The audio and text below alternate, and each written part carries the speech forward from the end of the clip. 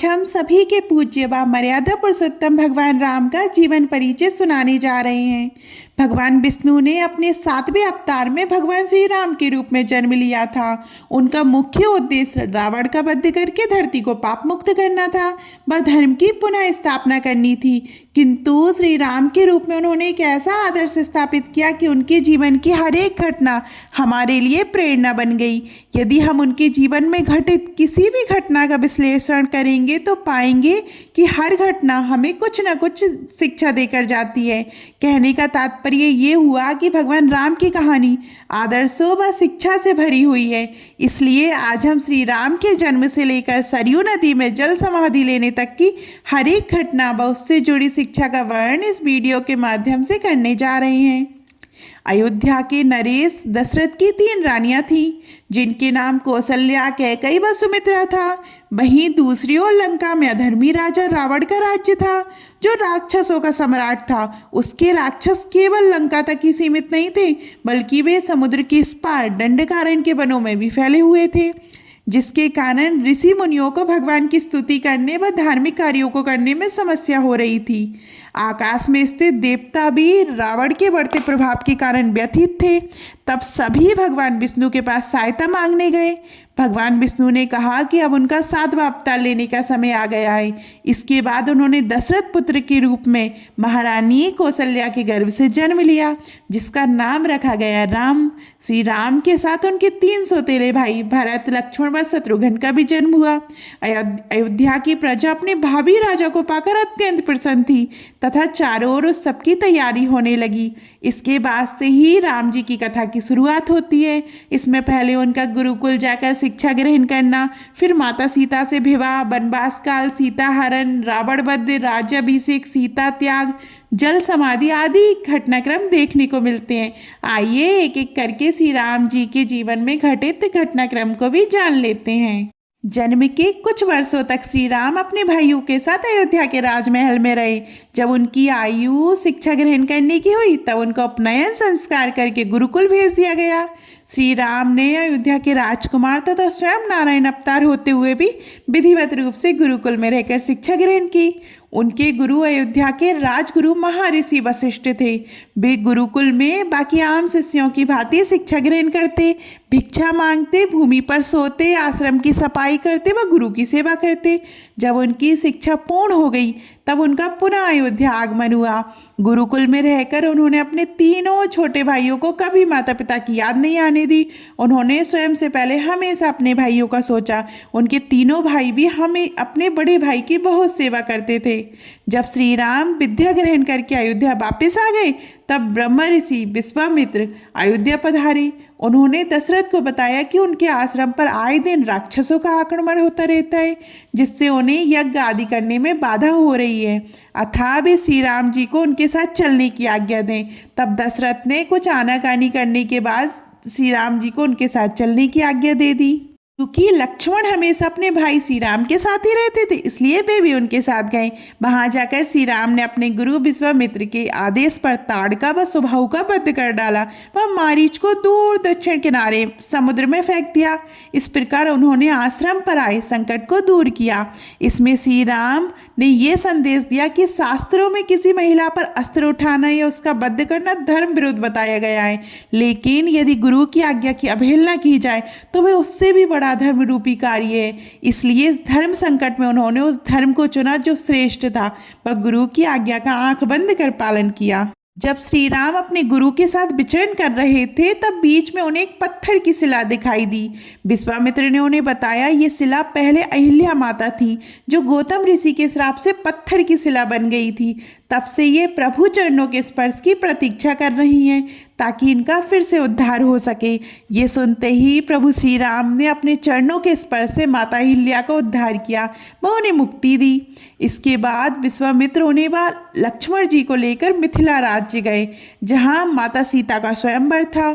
उस स्वयंवर में महाराज जनक ने एक प्रतियोगिता रखी थी कि जो भी वहाँ रखे शिव धनुष को उठाकर उस पर प्रत्यंचा चढ़ा देगा, उसका विवाह उनकी सबसे बड़ी पुत्री सीता से हो जाएगा। जब श्री राम ने माता सीता को बगीचे में फूल चुनते हुए देखा था तो उस समय मृत्यु लोक में दोनों का प्रथम मिलना हुआ था। दोनों ही जानते थे कि वे भगवान विष्णु व माता लक्ष्मी का अवतार हैं, लेकिन उन्हें मनुष्य रूप में अपना धर्म निभाना था।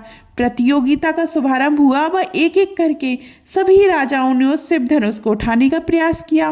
वह शिव धनुष इतना भारी था कि इसे 5,000 लोग सभा में उठाकर लाए थे। सभा में कोई भी ऐसा बाहुबली नहीं था जो उस धनुष को उठाकर उस पर प्रत्यंचा चढ़ा सके।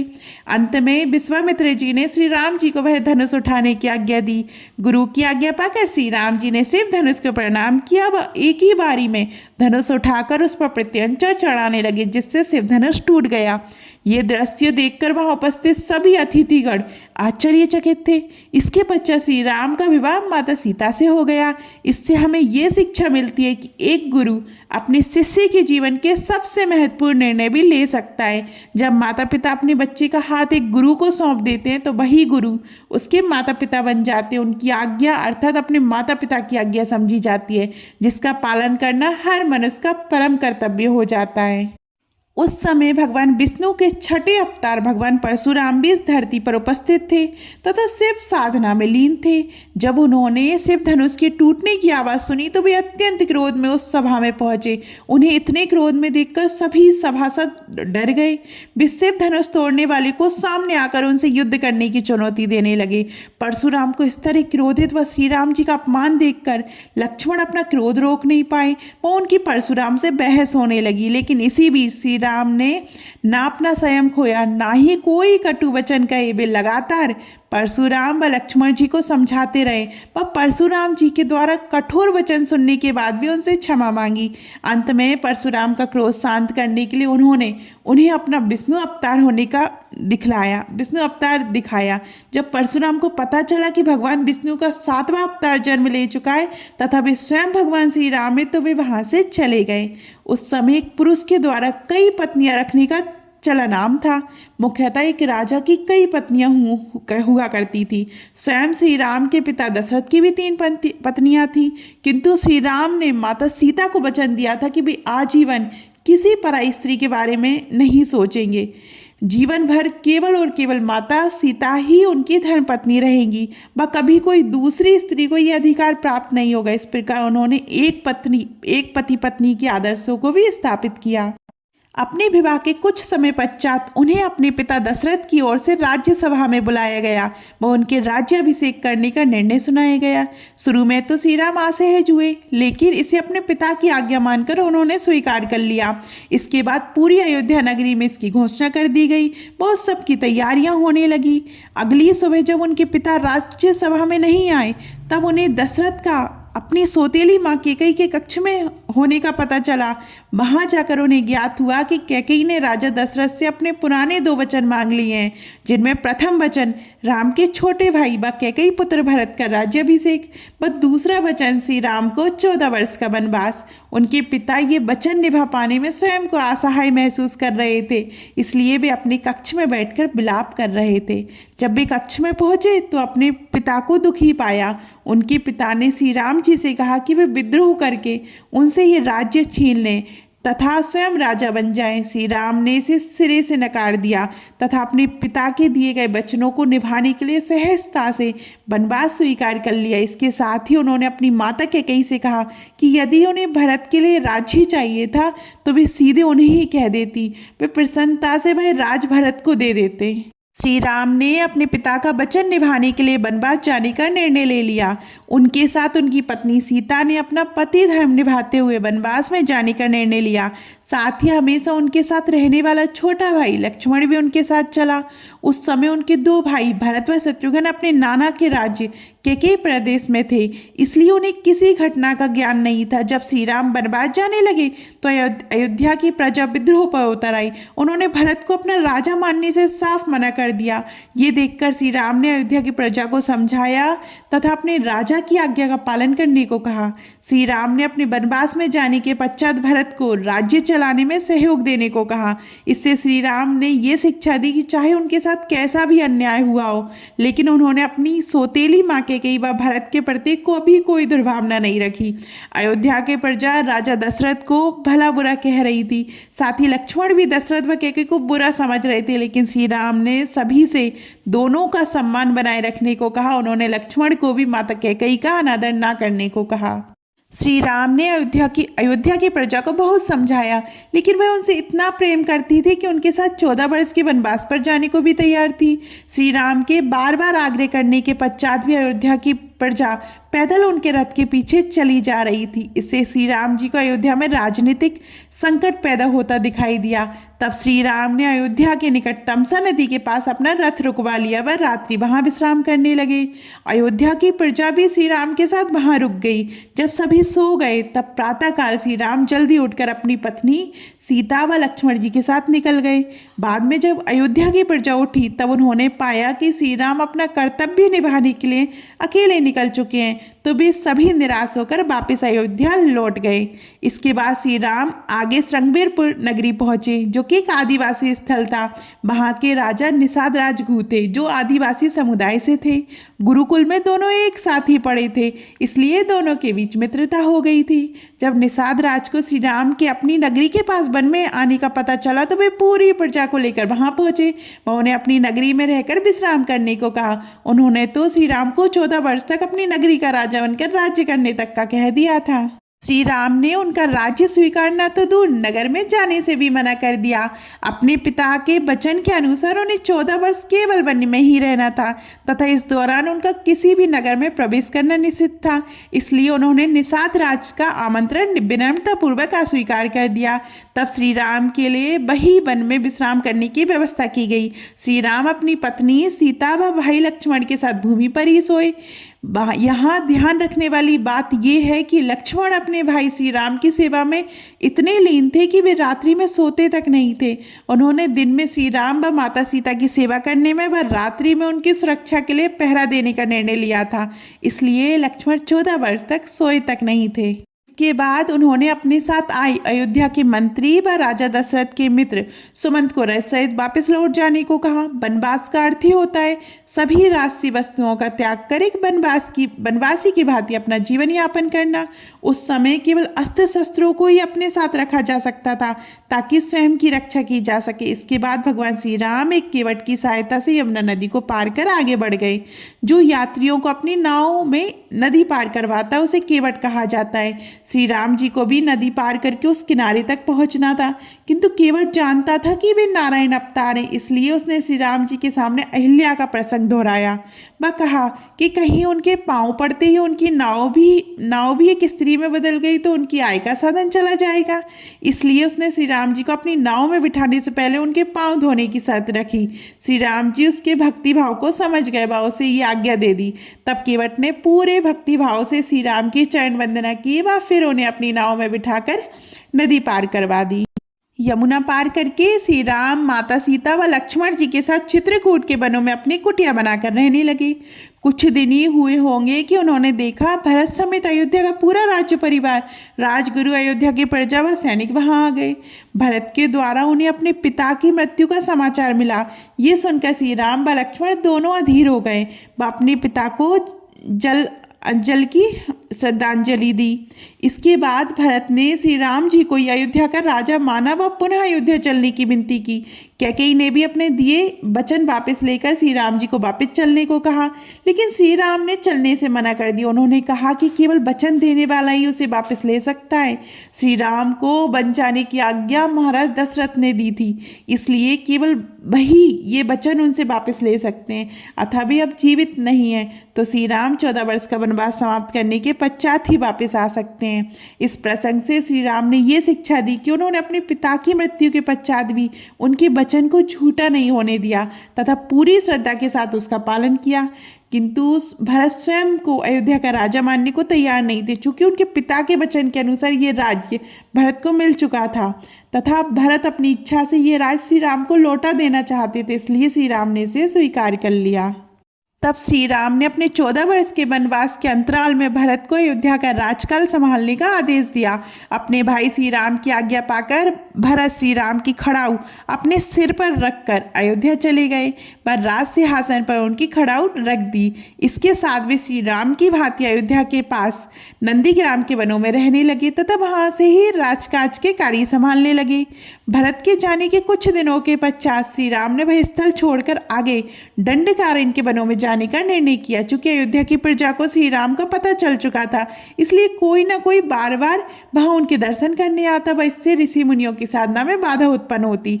इसलिए श्री राम जी वहां से आगे निकल गए। आगे के 10 से ज्यादा वर्ष उन्होंने दंडकारण्य के वनों में विभिन्न ऋषि मुनियों से मिलने, उनसे शिक्षा प्राप्त करने, उनका आतिथ्य सत्कार करने में बिताए।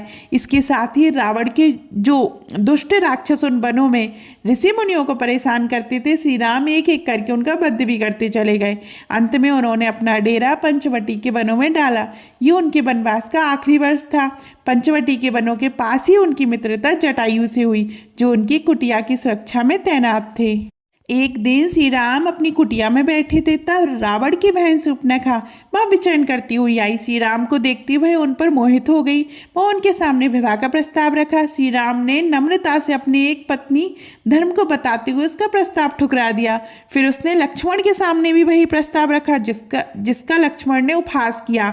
अपना उपहास देखकर वह माता सीता को खाने के लिए दौड़ी, तो लक्ष्मण ने अपनी तलवार से उनकी नाक व एक कान काट दिए। वह रोती हुई अपने भाई खरदूषण के पास गई। खरदूषण रावण के भाई थे, जिनकी छावनी उसी राज्य में थी। तब खरदूषण अपने 14,000 सैनिकों के साथ श्री राम से युद्ध करने पहुंचे, तो श्री राम ने एक ही बाण से सभी को परास्त कर दिया व खरदूषण को भी बंद कर दिया। फिर एक दिन माता सीता को अपनी कुटिया के पास एक स्वर्ण मृग घूमते हुए दिखाई दिया, तो माता सीता ने उसे अपने लिए लाने का आग्रह किया। ये सुनकर भगवान राम उस मृग को लेने निकल पड़े, लेकिन ये रावण की एक चाल थी।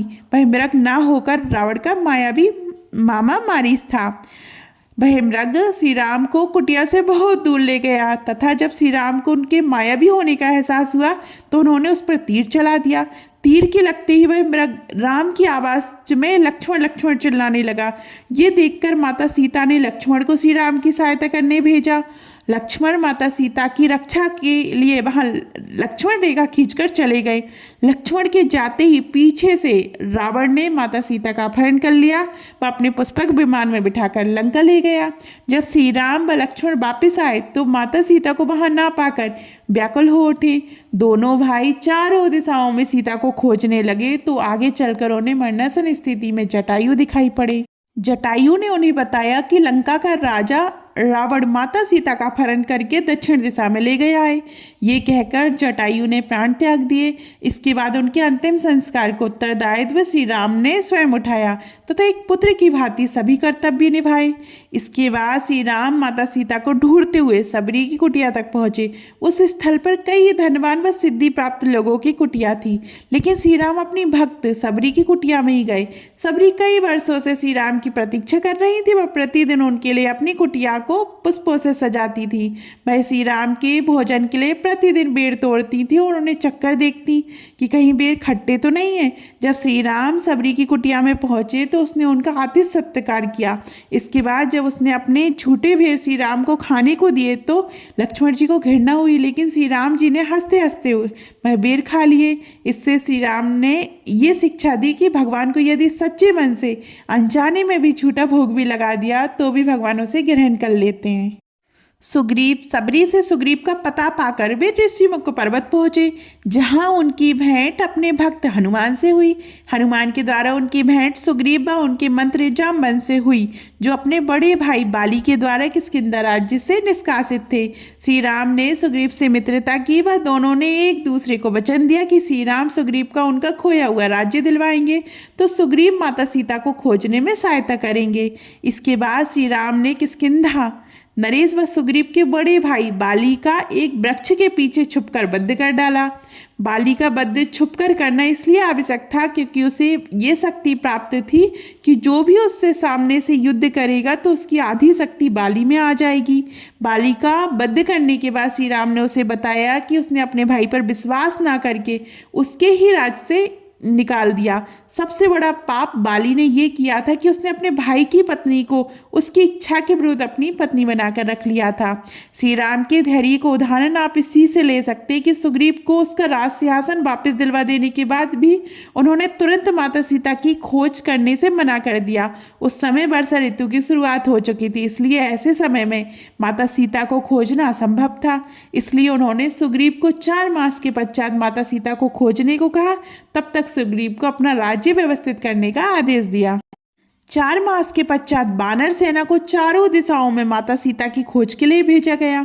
कुछ दिनों के पश्चात दक्षिण दिशा में गए बानर दल में से हनुमान ने आकर माता सीता का पता बताया। माता सीता को रावण ने अपनी ही नगरी लंका में अशोक वाटिका में रखा था। ये सुनते ही श्री राम ने बानर सेना को लंका पर चढ़ाई करने का आदेश दे दिया। संपूर्ण बानर सेना श्री राम के नेतृत्व में समुद्र तट तक पहुंच तो गई, लेकिन उसे पार कैसे किया जा सकता, ये मुश्किल आ खड़ी हुई। इसके बाद श्री राम ने समुद्र देव से प्रार्थना की, लेकिन उसके ना मानने पर उन्होंने ब्रह्मास्त्र का अनुसंधान कर लिया। तब समुद्र देव ने प्रकट होकर उनकी सेना में से नल नीर नामक 2 वानरों को मिले श्राप की सहायता से समुद्र में सेतु बनाने को कहा। नल नीर को श्राप था कि उनके द्वारा समुद्र में फेंकी गई कोई भी वस्तु डूबेगी नहीं। तब केवल 5 दिनों में श्री राम की सेना के द्वारा समुद्र पर 100 योजन लंबे सेतु का निर्माण कर दिया, जो भारत के दक्षिणी छोर को लंका से जोड़ता था। जब समुद्र पर सेतु निर्माण का कार्य चल रहा था, तब आकाश मार्ग से रावण का छोटा भाई विभीषण श्री राम की शरण में आया। उसने श्री राम को बताया कि वे विष्णु भक्त हैं तथा उनके द्वारा माता सीता को लौटाए जाने की बात का सुनकर रावण ने उन्हें नगरी से निष्कासित कर दिया है, इसलिए वे श्री राम जी के शरण में आए हैं। श्री राम ने शत्रु के भाई होते हुए भी अपनी शरण में आए प्राणी की रक्षा करना अपना धर्म समझा। साथ ही हनुमान ने भी उन्हें बता दिया था कि जब वे माता सीता का पता लगाने लंका गए थे, तब उन्हें वहाँ यही एक सज्जन पुरुष मिले थे। इससे श्री राम ने ये संदेश दिया कि आपकी शरण में यदि शत्रु भी आए तो उसकी सहायता करनी चाहिए। हालांकि रावण एक पापी था जो माता सीता का हरण करके ले गया था, लेकिन फिर भी श्री राम युद्ध शुरू होने से पूर्व रावण को एक शांति संदेश भेजना चाहते थे। उनका मत था कि यदि 2 व्यक्तियों की निजी शत्रुता को आपस में सुलझाया जा सके तो युद्ध में असंख्य प्राणियों के संहार को रोका जा सकता है। इसके लिए श्री राम ने बाली के पुत्र व सुग्रीव के भतीजे अंगद को शांति दूत बनाकर रावण की सभा में भेजा, लेकिन रावण ने अपने अहंकार में श्री राम का शांति संदेश भी ठुकरा दिया। इसके बाद श्री राम और रावण की सेना के बीच भीषण युद्ध शुरू हो गया। इस युद्ध में रावण के सभी भाई बंधु मित्र योद्धा मारे गए व अंत में रावण की भी मृत्यु हो गई। साथ ही श्री राम की सेना पर भी कई बार विपत्ति आई। युद्ध के मुख्य प्रसंगों में रावण के कई पुत्रों व योद्धाओं का वध होना, जैसे कि मकराक्ष, प्रहस्त, अतिकाय आदि व लंका के सुरक्षा द्वारों का टूटना, रावण का युद्ध भूमि में श्री राम के हाथों पराजित होकर लंका लौटना, अगले दिन रावण के छोटे भाई कुंभकर्ण का वध होना, रावण पुत्र मेघनाद द्वारा श्री राम व लक्ष्मण को नागपाश अस्त्र में बांधा, गरुण देवता द्वारा नागपाश अस्त्र को काटा व श्री राम लक्ष्मण को उससे मुक्त करवाना, अगले दिन मेघनाद द्वारा लक्ष्मण को शक्ति बाण के प्रहार से मूर्छित करना व श्री राम का विलाप, लंका के राजवैश्य सुषेण की सहायता से लक्ष्मण को उपचार करना व एक चिकित्सक का धर्म बताना, हनुमान के द्वारा हिमालय से संजीवनी बूटी लाना व लक्ष्मण का स्वस्थ हो जाना, अगले दिन लक्ष्मण के द्वारा मेघनाद का वध होना, अंतिम दिन रावण का श्री राम के हाथों वध होना। इस दिन को हम सभी दशहरा के नाम से मानते हैं। ये युद्ध कई दिनों तक चल रहा था। रावण का वध करना श्री राम के जीवन का मुख्य उद्देश्य था, क्योंकि तीनों लोगों के प्राणी उसके अत्याचार से पीड़ित थे। जैसे ही रावण का वध हुआ, चारों ओर खुशियां छा गई। देवताओं ने आकाश से पुष्प वर्षा की तो वहीं पृथ्वीवासियों ने मंगल गीत गाए थे। हालांकि इसके बाद ही भगवान राम की कहानी में कई महत्वपूर्ण मोड़ आने बाकी थे। चलिए जानते हैं रावण वध के बाद श्री राम के जीवन में क्या कुछ घटित हुआ। जब रावण का वध हो गया तो मंदोदरी सहित उसकी सभी पत्नियां वहां आकर विलाप करने लगी। रावण के अहंकार स्वरूप उसके कुल में सभी का वध हो चुका था। तब केवल रावण के नाना माल्यवान बचे थे। इसके अलावा केवल विभीषण थे जो श्री राम के पक्ष में थे। रावण वध के पश्चात लंका के राज परिवार से एकमात्र जीवित पुरुष माल्यवान जी आए। बस श्री राम के चरणों में लंका के राजा का मुकुट रखकर उनकी अधीनता स्वीकार कर ली। तब श्री राम ने सभी लंकावासियों के सामने घोषणा की कि उनका लक्ष्य कदापि लंका पर आधिपत्य आधिपत्य जमाना या उसे अयोध्या के अधीन करना नहीं था। उनका लक्ष्य केवल पापी रावण का अंत करना व अपनी पत्नी सीता को सम्मान सहित वापस पाना था। ये कहकर उन्होंने विभीषण को लंका का अगला राजा घोषित कर दिया तथा लंका पुनः लंकावासियों को ही लौटा दी। विभीषण को लंका का राजा घोषित करने के पश्चात उन्होंने माता सीता को मुक्त करने का आदेश दिया। इसके बाद उन्होंने लक्ष्मण को अग्नि का प्रबंध करने को कहा ताकि सीता अग्नि परीक्षा देकर वापस आ सके। ये सुनकर लक्ष्मण क्रोधित हो गए तो श्री राम ने उन्हें बताया कि जिस सीता को रावण उठाकर लेकर गया था वह असली सीता नहीं बल्कि उनकी परछाई मात्र थी। असली सीता को उन्होंने हरण से पहले ही अग्निदेव को सौंप दिया था, क्योंकि रावण इतना भी शक्तिशाली नहीं था कि माता लक्ष्मी के स्वरूप माँ सीता का हरण कर सके। इसके बाद अग्नि का प्रबंध किया गया व उसमें से भगवान श्री राम को अपनी पत्नी सीता पुनः प्राप्त हुई। इसके बाद श्री राम पुष्पक विमान से अयोध्या लौट आए। उस दिन कार्तिक मास की अमावस्या थी, जो कि वर्ष की सबसे काली रात होती है। लेकिन अयोध्या वासियों ने अपने श्री राम जी के वापस आने की खुशी में पूरी नगरी को दियों से रोशन कर दिया था। दूर से ही देखने पर अयोध्या जगमगा रही थी। असंख्य दीपों के बीच श्री राम का अयोध्या में आगमन हुआ। आज इस दिन को हम सभी दीपावली त्योहार के रूप में मनाते हैं। इसके बाद विधिवत रूप से श्री राम का राज्याभिषेक हुआ। राजा बनते ही श्री राम ने अपनी प्रजा की भलाई के लिए कार्य करना शुरू कर दिया। उनके राज्य में किसी को भी श्री राम से मिलने का अधिकार था तथा सभी अपने राजा का आदर करते थे। समय बाद विधि ने ऐसी चाल चली कि श्री राम व माता सीता का वियोग हो गया। अपने गुप्तचरों के माध्यम से श्री राम को सूचना मिली कि जिसने उनके मन में संशय उत्पन्न किया, सच्चाई का पता लगाने वे स्वयं वेश बदलकर प्रजा के बीच में गए। वह उनके मन की बात पता लगाई। उन्हें ज्ञात हुआ कि अधिकांश प्रजा माता सीता के चरित्र पर संदेह कर रही है, क्योंकि वे रावण के महल में लगभग 1 वर्ष तक रही थी। अयोध्या की प्रजा श्री राम के द्वारा माता सीता का त्याग चाहती थी। ये सुनकर श्री राम का व्यथित हो उठा तथा उन्होंने अपनी पत्नी सीता से विचार विमर्श किया। अंत में यह निर्णय लिया गया कि श्री राम माता सीता को त्याग कर देंगे व माता सीता वन में जाकर निवास करेंगी। इस श्री राम ने राजधर्म की शिक्षा दी। राजधर्म अर्थात एक राजा का धर्म। जब कोई व्यक्ति राजा बनता है तो उसके लिए अपने परिवार, निजी रिश्तों से बढ़कर उसकी प्रजा का निर्णय होता है। प्रजा में भी जो अधिकांश प्रजा का निर्णय वह राजा को मानना ही होता है, फिर चाहे निजी तौर पर राजा उस निर्णय से असहमत ही क्यों ना हो। राजा प्रजा के समक्ष केवल एक अच्छा उदाहरण प्रस्तुत कर सकता है, लेकिन प्रजा के मत में विरुद्ध नहीं जा सकता, अन्यथा ये राजधर्म के विरुद्ध होता है। इसलिए श्री राम ने माता सीता का त्याग कर दिया व माता सीता वन में चली गईं। साथ ही श्री राम ने प्रजा के समक्ष एक आदर्श उदाहरण प्रस्तुत करने के लिए कभी किसी दूसरी स्त्री से विवाह नहीं किया तथा हमेशा सीता को अपनी पत्नी माना। अयोध्या की प्रजा श्री राम के दूसरे विवाह अपने भावी सम्राट की प्रतीक्षा में थी, लेकिन श्री राम ने ऐसा कुछ नहीं किया, बल्कि उन्होंने तो माता सीता की भांति राजमहल की सभी राजसी वस्तुओं का त्याग कर दिया था तथा माता सीता की ही भांति भूमि पर सोते थे।